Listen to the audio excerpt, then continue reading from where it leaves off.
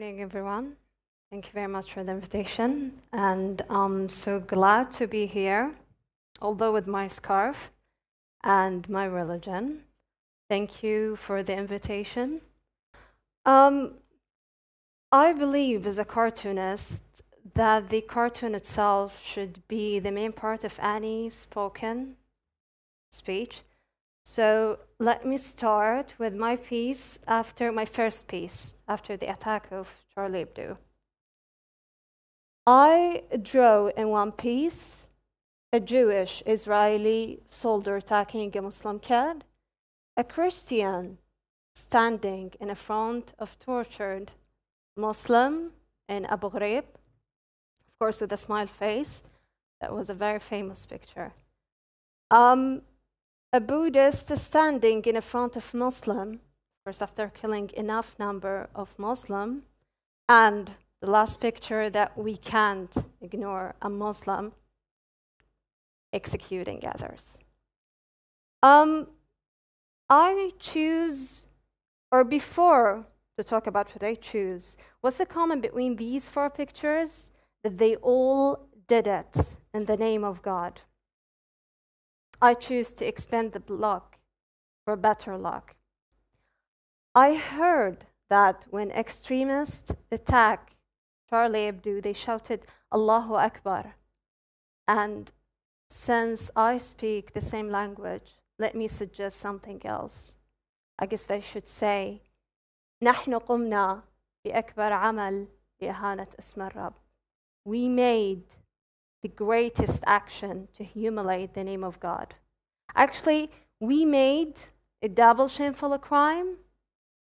The first one was using our hand when we killed. The second one was using our voice when we mention your great name. That description, of course, include any other extremist coming from any religion.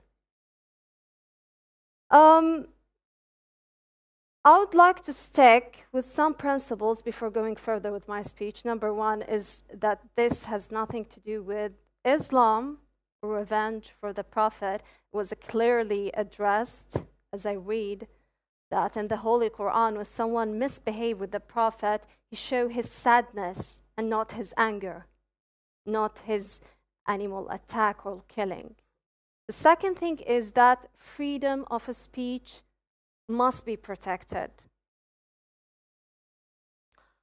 Although I use black and white as a technique in most of my drawings, I could not capture the case of Charlie Hebdo as a black or white case. By reviewing or coming to the next slides, I'll be focusing on the most attractive areas I found to speak about.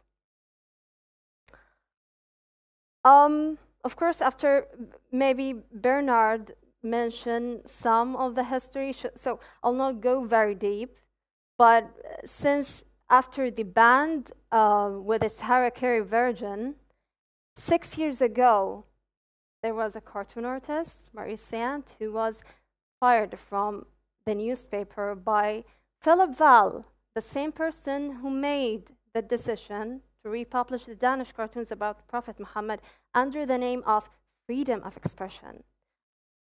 The same person fired Mona Sholait in 2000 because she was protesting against him for calling Palestinian with non-civilist. Of course, after 6 years of that decision, he co-signed a statement that was published in Lee Express, I'm not sure if I'm pronouncing it right, state exactly that the world now faces a new global threat for totalitarian nature, which is Islamism. And again, he denounced, and it was in 2002, he denounced Dr. Noam Chomsky for his criticism of Israel, US foreign policy, and the mainstream media.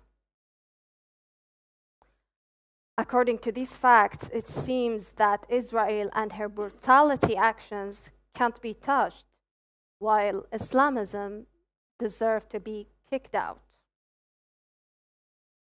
What I'm trying to say, that spreading this world according to your mood, would it make you less racist? Actually, it will bring a question whether you're really calling for justice or practicing another kind of terrorism. From my modest perspective, I think that this world comes with limits and responsibilities. Many countries refuse the N-word to be said in the public.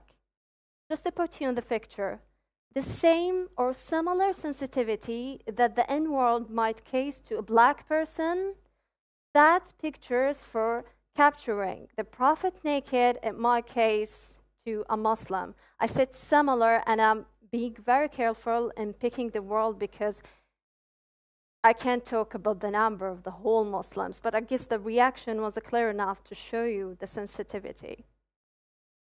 Responsibilities, personally, I attempt to ask myself before publishing any piece, who I am attacking.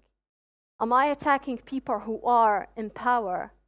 What am I doing to people who are powerless in a state of just mock or insult? Of course, I don't want my talk to be understood that, or to avoid the misunderstanding, that does not include the normal religious man. I deal with them in my cartoons as well.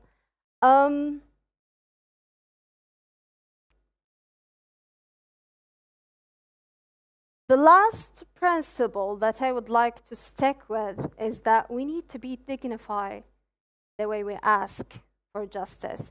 I hate hypocrisy and outrage.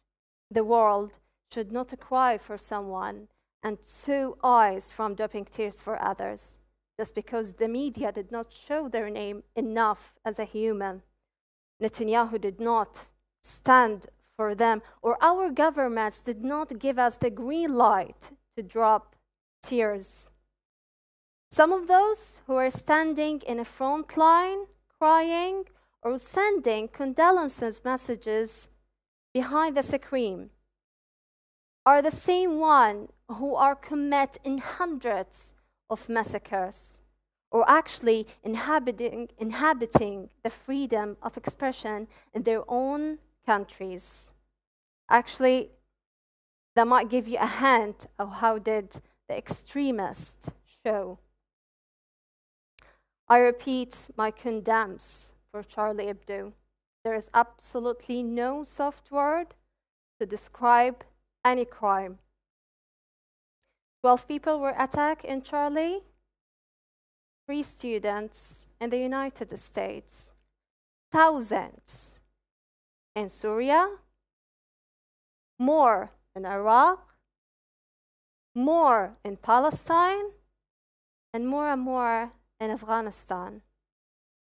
I can give a clear number of dead people in these countries because it might change the moment I finish this sentence.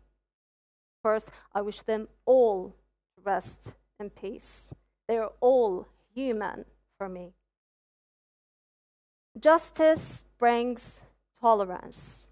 If people felt that they're equal and their values demand rights, then applying tolerance will be easy.